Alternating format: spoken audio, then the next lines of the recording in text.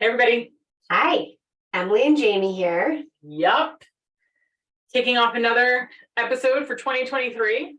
We're coming in hot with Yeah. it's hot, but it's hot because it's a very important topic that's all over the news, all over social media, and it's CPR. Yeah. I mean, we obviously want to talk about less of what happened and why it's in the news, and more of just like, what do you need to know and what do you need to do? Emily and I struggled about talking about this and like tacking it on to everything that happened with Damar Hamlin from the Bills, simply because we don't want it to be something that we're talking about because of, something that's catching attention in the media. More so because despite that being awful, what happened, thankfully, his recovery is going really well.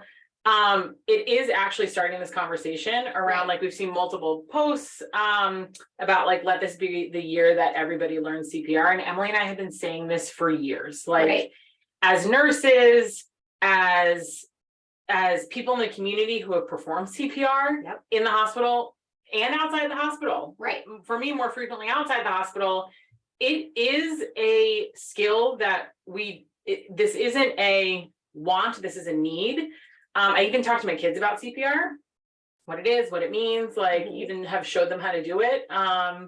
And in correlation with like when and how to call 911. Right. And I just think that this is the sort of, I don't want to say silver lining of the situation, but what is coming out of this is a lot of people are talking about CPR finally. And I think it's an opportunity to get a bunch of people to learn how to do it, which I think is awesome. Yeah. And like Jamie, you mentioned that you've actually done CPR more outside of the hospital, more so in the community, in your home. Everyone should know that the most cardiac arrests happen in the home. Yes. People who truly, right? So statistically speaking, the person who needs CPR is usually a person in your home, which means that it's somebody who you know, and usually a loved one, right? So for that reason alone, I think it's a good reason to learn CPR. Right. The other really important fact here is the number one reason why people do not perform CPR is because they think they're going to do it wrong or bad and cause more harm. Right. And if you don't listen any further in this episode, all I want you to know is bad CPR. Yeah. Which I'm just using that for this line. There's really no such thing as bad CPR, but bad CPR is better than no CPR at all. Doing something is better than doing nothing. Yes. So let's talk about a little bit about what does it mean for someone to need CPR, right? I think right there.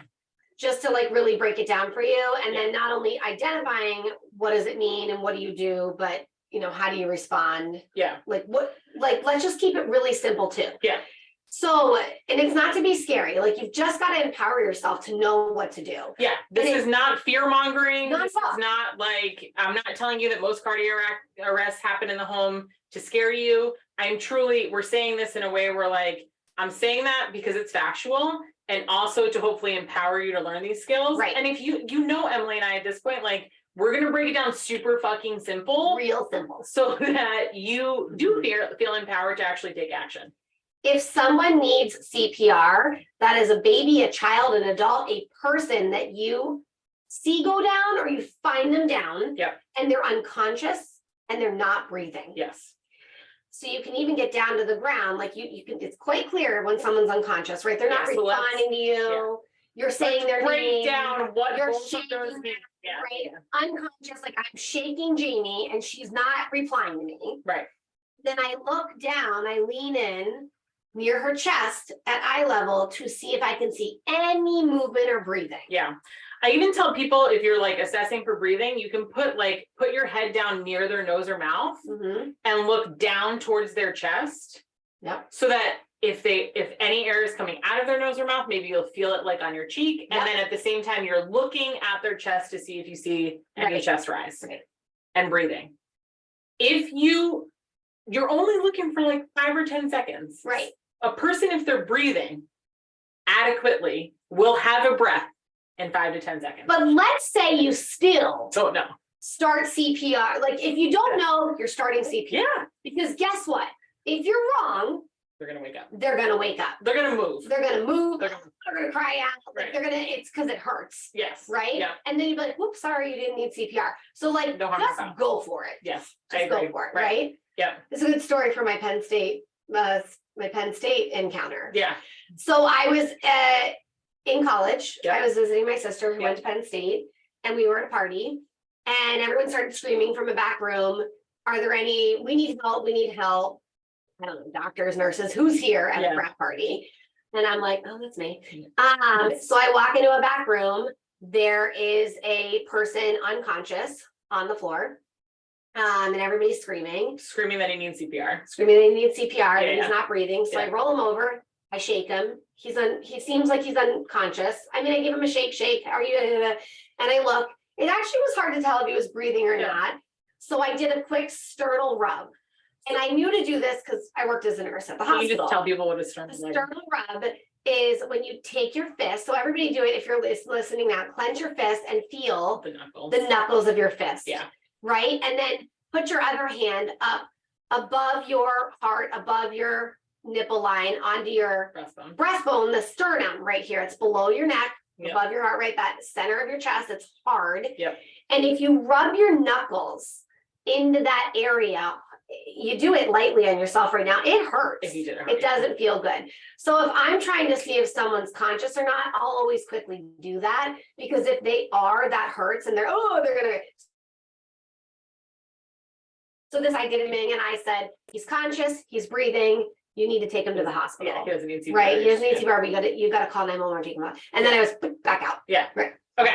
Okay, So that's a good so example you can't of fuck like, it up, just like Yeah. parenting, yes. right? Here we go. Yes.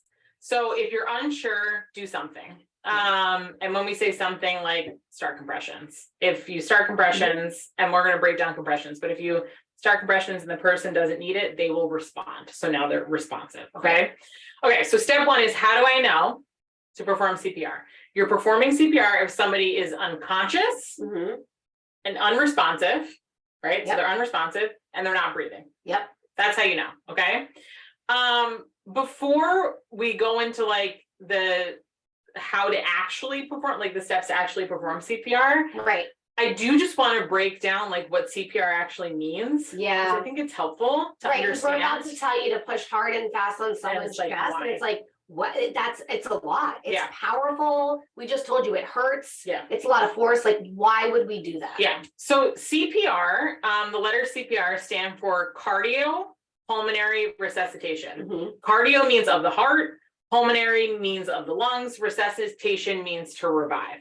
So when you're performing CPR, you're actually doing the work of the heart and the lungs for that person whose heart and lungs aren't doing anything because they're not Right, breathing and, right. and they're unresponsive and their heart isn't pumping. So that means that when you are doing compressions, you are pumping the blood in the heart, out of the heart, and to the vital organs. In this scenario, the vital organ that we're talking about Mhm. is the brain. So the brain is what can be compromised really quickly without blood or oxygen. And by really quickly, I mean like usually within the first 6 minutes. Right, If the brain is without blood or oxygen within the first 6 minutes, you're looking at likely brain damage, right? but this is why we want to get started right away. Yeah. Right away. And then the pulmonary piece is the breaths. So when you do the breaths, Mhm. you're putting oxygen into the lungs. Mhm. That oxygen is what is fueling the oxygen to the blood. So blood and oxygen are going, when you do the compressions, are going out to the vital organs. Right. Okay. Okay. Vital organ here being the brain. So I think it's good to understand like what CPR is actually doing, so you can understand when you're doing it, like what the actions are doing for the person who you're doing them to. Yeah. So this is why when you are doing compressions, the American Heart Association a few years ago, like really streamlined the recommendations to make them simpler. And I'm glad they did it, Me because too. people were confused, they were Scared. stressed out. Yep. How many times do I Yep. push? How many breaths do I give? Yep. When do I call? How many cycles? Yeah. Like it became very overwhelming Yeah. for people. So they came out with this whole campaign that is this whole like push hard and push fast. If you do nothing else, just push hard and fast, because that's going to get that oxygen rich blood to the brain, right? Is what we're talking about, but all the major organs. To keep it really simple too, like that means just leaning down and giving compressions only on someone. If you can't think of anything else to do, Correct. Just start pushing on their chest. The number one question that we get asked when it comes to compressions is, but like, I'm scared to do it too hard because like, what if I break some bones? Yeah. And like honestly, you guys, like the straight up answer to that is broken ribs are easy to heal. It's just a broken bone, right? Versus like somebody having brain damage. That is not easy to heal. And people really get hung up on that for our population, because we work with babies. And so when we teach parents to do this to babies, it feels like you're worried to hurt them or break them, but in a very polite but trying to keep it light way. I'm always, that's like the least of their problems, 100%. right? Like they're not breathing. They're not breathing. Yeah. And by the way, for anybody that's unconscious or not breathing, we don't know if their heart's beating or not. Right. Part of this was we used to lean in and check pulses and not overwhelm people. Yeah.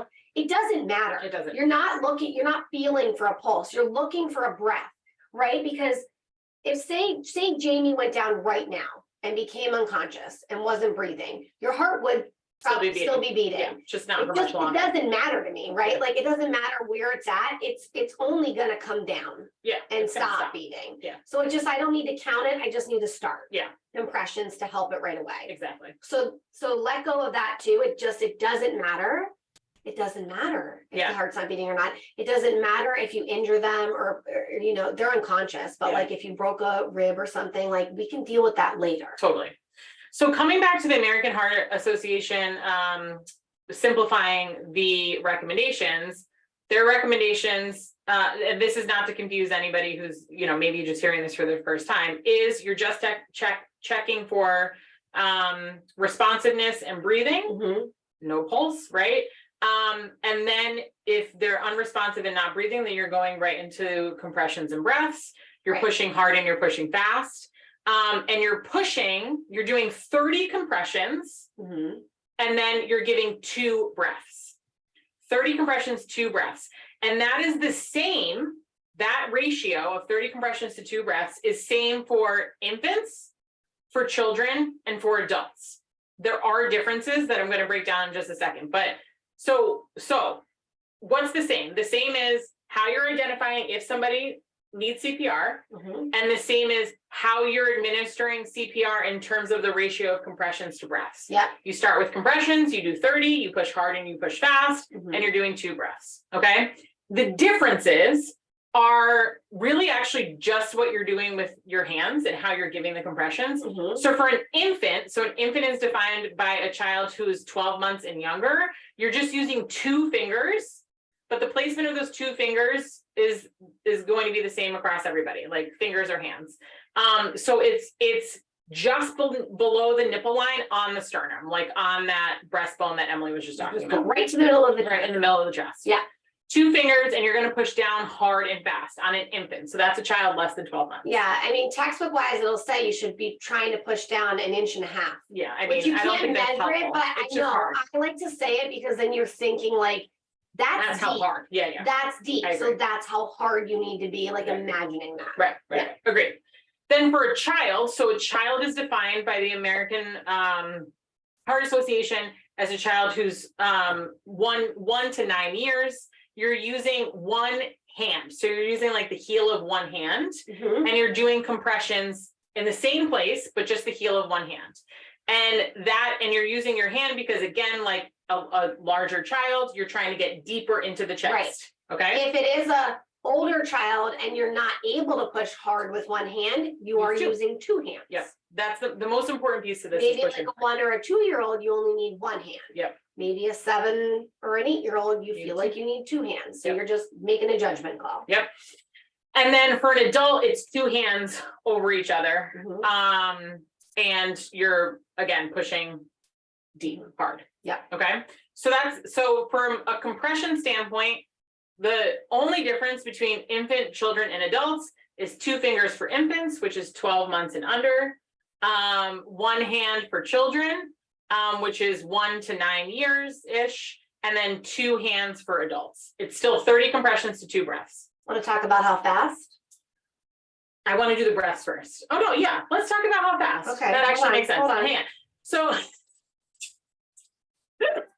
so there are a few beats to songs. I got this feeling And she's singing inside my bones. It goes electric. Okay. 1, 2, 3, 4, 5, 6, 7, 8. That's how fast you're pushing. Let's go, JT. We love JT. But that is like, so there are a few songs where the Let's go. beat is Or Staying Alive, which is staying alive. fucked up, you I think guys. I'm gonna start singing on every podcast. That's gonna be your 2023 That's, goal. I think people will show up to be like, I wonder if she's gonna sing. Gonna sing and today? What's it gonna be? Yeah. Will it be in key or not? We'll see. Yeah. Okay, but that's I don't know. fast. Yeah, so that's how Already fast it is, fast. okay? 100 So beats the per rate minute. is technically 100 beats per minute. Right. So there are, if you're on Spotify, there are literally, playlists for what 100 beats per minute looks like. Can you imagine how fun a CPR class is with Oh, naps It's so fun with us. when we play these We music? play this music when we're Yeah. practicing with you guys, so you know the beat. Okay, so that is compressions. Yeah. Breaths. You're doing 2 breaths on everybody. There's only one difference in breaths. The difference in breaths is with infants. So again, children 12 months and younger, is that you're putting your mouth over their nose and mouth to give the breath. Yeah, they're tiny. Yes. They're tiny, so you can't pinch their nose and go around their little mouth. Like Right. there's not enough surface area. Nope, you're So going it's around the right nose around mouth. the nose and the mouth. And for children and adults, you're pinching their nose and you're giving the breath through the mouth. Okay? When you do this, you just literally take your hand and you like kind of open their chin back, you push their head back, we're extending the neck to just lightly open that airway. Yes. So when you blow through out of the corner of your eye, you'd likely see the chest rise. Yes. And fall. Right. So what I usually tell people with breaths is it's called a head tilt chin lift, right? So think about that. You're tilting the head back slightly and you're lifting the chin slightly. Mhm. That's because you don't want their airway to be like their chin to be down towards their chest, but you also don't want their chin to be like hyper extended, right? nothing's Like going you on want here. their airway to be as if they're looking straight up or straight ahead, but obviously they're going to be on the ground. So straight up. Okay. So that's an open airway. And yeah, when you give the breath, like you can give the breath and while you're doing it, you're going to have your mouth over their nose and mouth for an infant or just their mouth for a child or adult. You can look down at the chest.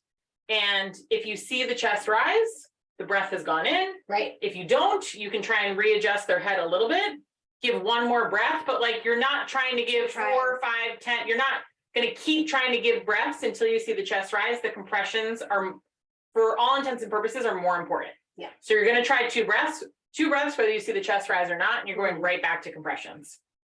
I want to put it all together, but we should probably take a quick break. Yeah, let's take a quick break.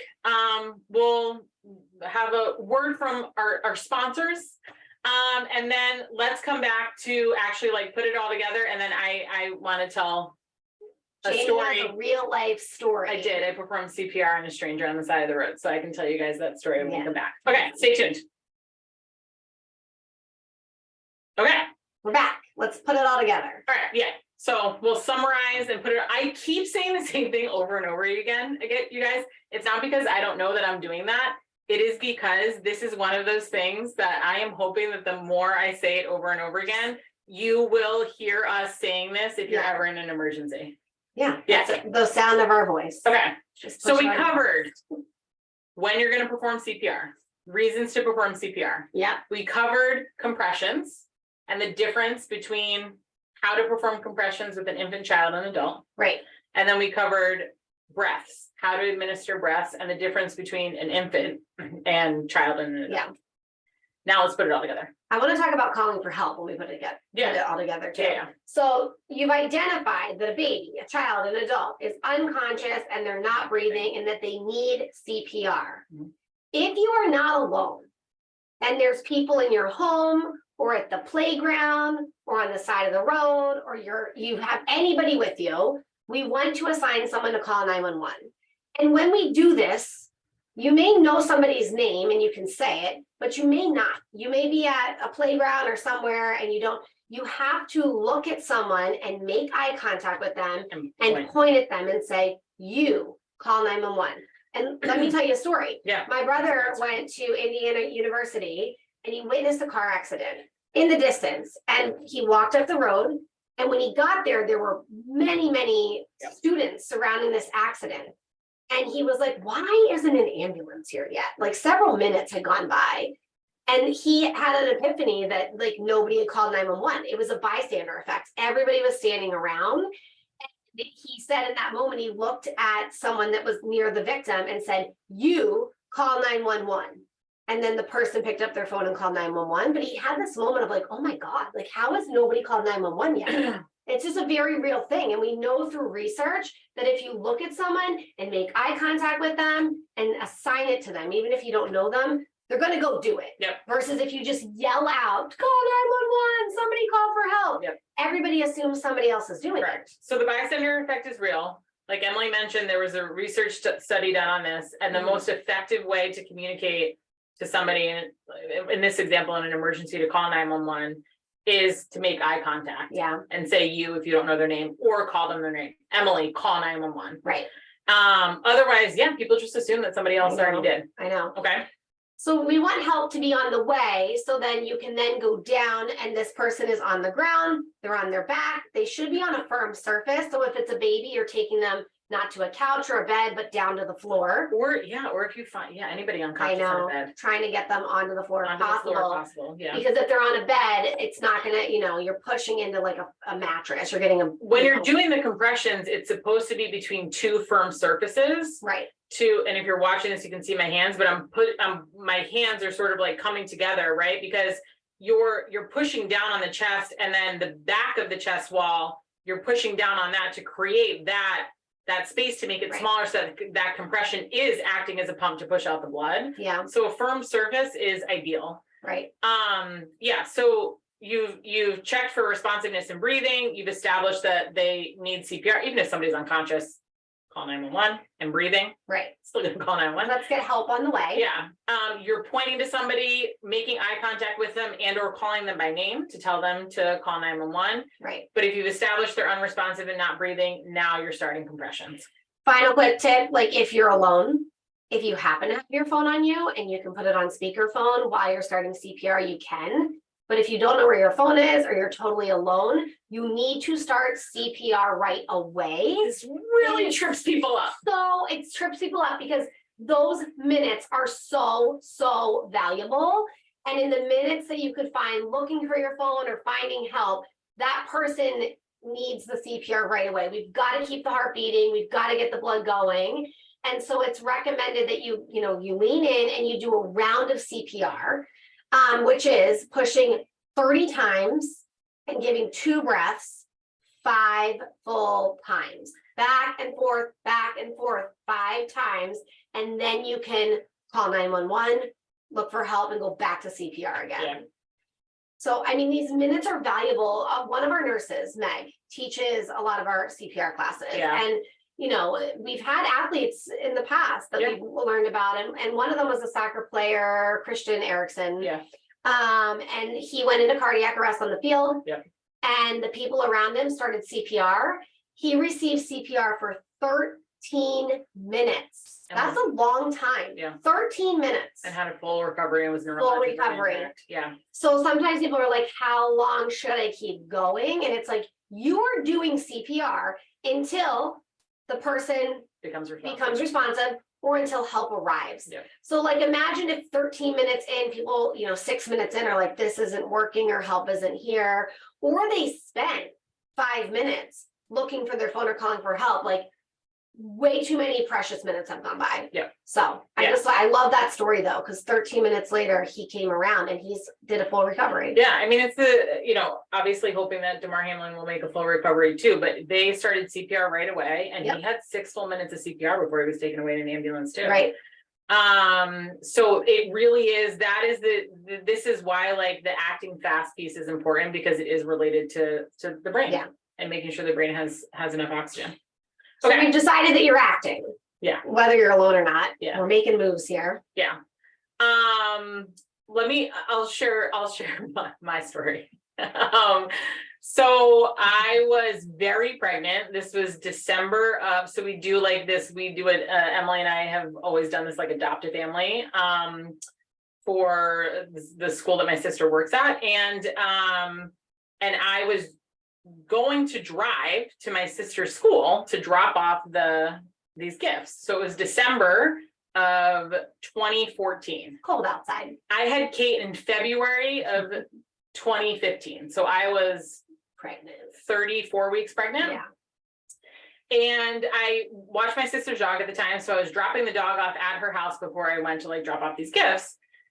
And this was in South Boston. I still live in Southie. And I was driving down the street near her house. And as I drove by, out of the corner of my eye, and it was a little like it was a weird place that had happened. Mm-hmm. It was in the middle of the day on like a Thursday or a Friday. And out of the corner of my eye, as I drove by, I saw 6 people around a person down on the side of the road, and the person was blue. And I was like, fuck. So I like pulled over the car, got out. Somebody was on a phone. I was like, what happened? Does anybody know CPR? They're like, no, there was a guy on the phone. He's like, 911's coming. I was like, okay, go over to the person. And it appeared that it was likely somebody who had an overdose. And they had a bloody nose.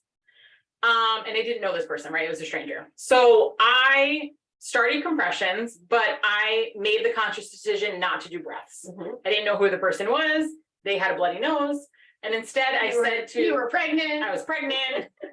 A lot of factors here, right? And instead I said to this man who appeared to be with this person, or was the person who found her a newer, it was a woman who was on the ground. And I was like, are you willing to do breaths? And he was like, yeah, just tell me what to do. So I did compressions. When I did my 30 compressions, he did the 2 breaths. And I probably did like maybe 3 or 4 just rounds of 30 compressions to 2 breaths, not like the 5 full cycles. I probably just did it 3 or 4 total times. And then the ambulance was there. And they like took a statement and let me know if let me know that they would reach out to me if they needed anything. But that is like, and I'm telling this story for 2 reasons. One, just highlighting that like most of the time it's going to happen within your community, which is another good reason to do it. 2, if you don't know the person, unsure of how they got to where they were, unsure of obviously like any of their health history, right? You don't have to do breaths. Don't let that be a reason. And this is part of the American Heart Association's revamp of the guidelines. Don't let that be the reason not to do it. Like if you're going to do anything, like this is where the push hard and fast came from, then just do compressions. Just do compressions. Or if there is somebody else there who knows the victim, then you can take that tip and do what I did and ask if they would be willing to do the breaths. Again, maybe you just panic and you're like, I don't remember how many times to push or how many breaths to give. Again, just go over that person and just do compressions and never stop. over and over and over again, and don't stop until help arrives. Yeah, that's it. And I'm not saying, to be clear, I'm not saying that's it in that very cavalier fashion. I'm just saying like that it can actually be that simple. And I do think that I think it's important. Emily and I started this episode saying that a lot of times, like we have how we responded in emergencies, especially not being in the hospital before, but even in the hospital, when we worked on labor and delivery, you really didn't give compressions to people. I have given CPR. That's not the only time I've given CPR. I've given CPR more times outside of the hospital than I have in the hospital. Yeah, I mean, I worked on medicine. general medicine for a few years, so that's where I saw more CPR. But then, after going over to labor and delivery and it's different in labor and delivery. Being out as a visiting nurse in the field, it's just different. Yeah. So that is CPR. If you are interested in taking a course, obviously we're happy to provide that course to your family. We do them virtually. Yeah, you can be anywhere in the country or the world and do it. It's once a month. It's live. I love that it's live because there's a real registered nurse on the other end who's teaching it. And then you can ask your questions in real time, which can be really helpful because a lot of questions come up in this class. And I think people think that you have to do this as like a live class. Don't get me wrong. Like if you were like, what's the gold standard here? Sure. Do it as a live class, have the mannequins practice. That's great. But like, again, that's if there isn't a live class near you or there's not a good option for it, like that's not an excuse not to take a class and like not learn the skill. So, virtual class is great, or if you're in Massachusetts, we do private classes. You could do that. This is not everything that we're talking about today. I think it's important distinction to make, is not like a basic life support, BLS, it's called, certification course. Yeah. Like the way that we learn it as medical professionals isn't totally different. Like we learn the same techniques that we're talking about here, but we also talk about like medicines, and you have different equipment and like defibrillators and one oxygen and two and bags. Right. And 1 and 2 person CPR, like that is for a certification course. That's usually for medical professionals who have the equipment. Yeah. What we're talking about here and what we talk about in our course, even though it's not a certification course, because everybody doesn't need to be certified, it's literally just what to do until help arrives. Yeah. That's it. It's all based off the American Heart Association Friends and Family Program. Yeah. Which is like back to the home base where we started with. If this is in your home or in your community, like you don't have all that other stuff. You don't need all that other training. You just need to know what to do right away to help somebody. Yep, absolutely. Next episode we'll cover. We've got to talk about choking. Yeah, but I think it's actually good to break it down. I know you want it all, but I do think it's good to break it down into 2 different segments. Yeah. Because, and to start with CPR, because if somebody's choking and you aren't like truly choking and aren't able to dislodge the object, then you would be doing CPR and anyway. You have been in more CPR instances at home or in the community than I show up in the choking department. Yeah, you do. I just happen to always be at the right birthday party or family event or restaurant where choking occurs. I've only done choking once. Done a lot of back blows in my time, but you know what I'll tell you? They're very effective. So we're going to teach you how to do them. They work every time. Yeah. So next episode we'll cover choking. So come back to us again. All right. Don't be scared. I hope that we empowered you, or even if you are scared, at the very least, I hope that we broke this down easy enough and said it enough times in the order to do the steps that you're actually feeling more empowered and encouraged to be able to react in an emergency. Obviously, I hope you never have to use these skills. Hopefully just listening to this episode now ensures that you'll never have to use them. And share this, you guys. Share this with family, share this with caregivers, share this with friends. Yeah, post it on your social media. Like grandparents can listen to that. Yes. I love this movement of like, let this be the year that everybody learns CPR. So would love if this is the only episode that you share this year, let it be this one. All right. Thanks everybody. Bye.